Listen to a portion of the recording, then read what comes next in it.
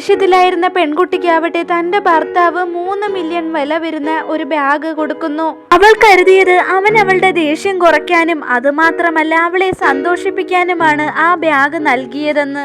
പക്ഷേ ഉടനടി തന്നെ അയാൾ പറയുന്നു അതൊരു ക്ലയന്റിൽ നിന്നുള്ള ഫ്രീ ഗിഫ്റ്റ് ആണെന്ന്. ഈ സമയത്ത് പെൺകുട്ടിയാവട്ടെ യുവാവിൽ നിന്നുള്ള പരിചിതമായ സംഭാഷണം കേട്ട് ഇതിനു മുമ്പുള്ള കാര്യങ്ങൾ ഓർക്കുന്നു. ഇതിനു മുമ്പും പെൺകുട്ടിക്ക് ഒരുപാട് സമ്മാനങ്ങൾ അയാൾ നൽകിയിരുന്നു. എന്നാൽ എപ്പോഴും അവൾ നന്ദി പറയുമ്പോൾ അത് ഒരു ക്ലയന്റിൽ നിന്നുള്ള ഗിഫ്റ്റ് മാത്രമാണെന്ന് അയാൾ പറയുന്നു. പെൺകുട്ടിക്ക് ഏറ്റവും ഇഷ്ടപ്പെട്ട സംഗീത കച്ചേരിയുടെ ടിക്കറ്റ് പോലും അയാൾ അവൾക്ക് നൽകുന്നുണ്ട്. ഒരുപാട് കഷ്ടപ്പെട്ടിട്ടാണ് അയാൾ അത് സംഘടിപ്പിച്ചത്. എന്നിരുന്നാൽ പോലും അതൊരു ക്ലയന്റിൽ നിന്നുള്ള ഗിഫ്റ്റ് ആണെന്ന് മാത്രം തണുത്ത മട്ടിൽ പറഞ്ഞിട്ട് അയാൾ അവിടെ നിന്ന് പോകുന്നു. ഒരുപാട് സന്തോഷിച്ചിരുന്ന പെൺകുട്ടിയാവട്ടെ ഇത് കേട്ട് വല്ലാതെ നിരാശയിലാവുന്നു. വീണ്ടും അയാൾ ഇതേ വാചകങ്ങൾ തന്നെയാണ് ആവർത്തിച്ചുകൊണ്ടിരിക്കുന്നത്. ഇത് പെൺകുട്ടിയുടെ ഹൃദയത്തെ വല്ലാതെ മുറിവേൽപ്പിക്കുന്നു. അതുമാത്രമല്ല പെൺകുട്ടിയാവട്ടെ അയാൾ ഭർത്താവിന്റെ വെറും ഒരു ചവിട്ടുകൊട്ടയാണെന്നും കരുതുന്നു. ഭർത്താവ് പെൺകുട്ടിക്ക് നൽകിയ ബാഗ് ഈ സമയത്ത് അവൾ തിരികെ വെച്ചിട്ട് അയാളോട് ഡിവോഴ്സ് ആവശ്യപ്പെടുന്നുണ്ട്. ഇത് കേട്ട് അയാൾക്ക് വല്ലാതെ ദേഷ്യം വരുന്നുണ്ട്. അവൾ ഇപ്പോൾ അനുഭവിക്കുന്ന സുഖ സൗകര്യങ്ങളെല്ലാം അയാൾ നൽകിയതാണെന്നും യുവാവില്ലാതെ അവൾക്ക് ജീവിച്ചു പോകാൻ പറ്റില്ല എന്നും അവൻ ഓർമ്മപ്പെടുത്തുന്നു.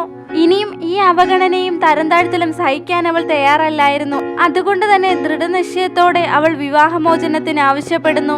അവൾ വീണ്ടും വിവാഹമോചനം ആവശ്യപ്പെടുന്നത് കേട്ടിട്ട് യുവാവാവട്ടെ അവളോട് കാറിന് വെളിയിലേക്ക് ഇറങ്ങി പോകാൻ ആവശ്യപ്പെടുന്നു. അവൾ കാറിൽ നിന്ന് ഇറങ്ങിയ ഉടനെ തന്നെ ആ ബാഗ് അയാൾ പുറത്തേക്ക് വലിച്ചെറിയുന്നു. പെൺകുട്ടി നിസ്സഹായതയോടെ ആ ബാഗ് എടുക്കുന്നുണ്ട്.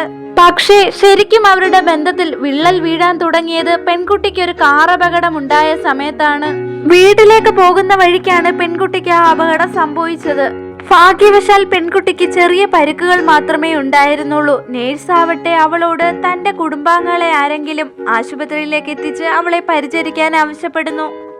അവർ പറയുന്നതിന് മുൻപ് തന്നെ പെൺകുട്ടിയാവട്ടെ അവളുടെ ഭർത്താവിനെ വിളിച്ചുകൊണ്ടേയിരിക്കുകയായിരുന്നു. പക്ഷേ അയാൾ ഫോൺ എടുക്കുന്നുണ്ടായിരുന്നില്ല. ഈ സമയത്താണ് 2 നേഴ്സുമാർ പറയുന്നത് അവൾ അപ്രതീക്ഷിതമായി കേൾക്കുന്നത് പെൺകുട്ടിയുടെ ഭർത്താവും അയാളുടെ മുൻകാമുകിയും ആശുപത്രിയിലുണ്ടെന്നും അയാൾ എല്ലാ സമയവും മുൻകാമുകിയെ പരിചരിക്കുന്നതിൽ തിരക്കിലാണെന്നും അവൾ ഞെട്ടലോടെ മനസ്സിലാക്കുന്നു. നേഴ്സുമാരുടെ സംസാരത്തിൽ നിന്ന് അത് തന്റെ ഭർത്താവാണെന്ന് മനസ്സിലാക്കാൻ പെൺകുട്ടിക്ക് അധികം സമയം വേണ്ടി വന്നില്ല.